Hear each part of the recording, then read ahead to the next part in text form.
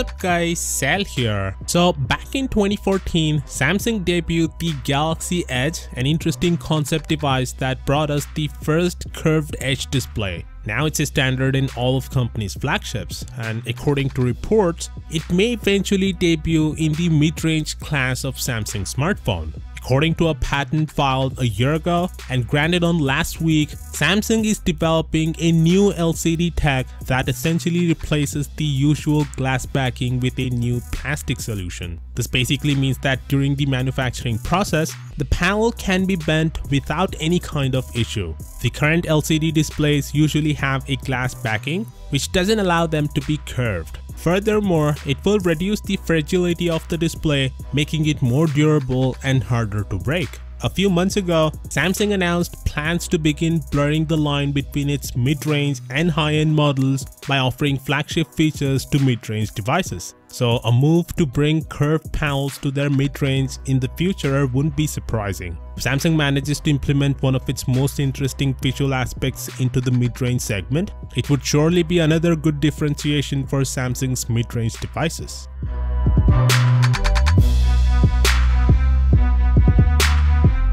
So a person named Hillard in Ohio is saying that his iPhone XS Max caught fire while it was simply resting in his pants pocket. The phone was located in his rear trouser pocket when it randomly began to discharge a large amount of heat as well as green and yellow colored smoke. Because Hillard didn't feel comfortable removing his pants in presence of a female co-worker, he had to find a more private space to take off his shoes and clothes. By that point, the explosion had transformed into a full-blown fire, which was quickly extinguished. Hillard's iPhone was, as you would expect, severely burned in the process. Trying to salvage anything he could, Hillard took the device to a nearby Apple store, but technicians found that it was beyond repair, so they offered him a replacement device if he was willing to send the burned phone to Apple engineers, which he doesn't consider to be an acceptable way of settling this thing and refused to give his phone. Hillard is now said to be contemplating legal action for the physical and psychological trauma suffered as a direct consequence of the explosion.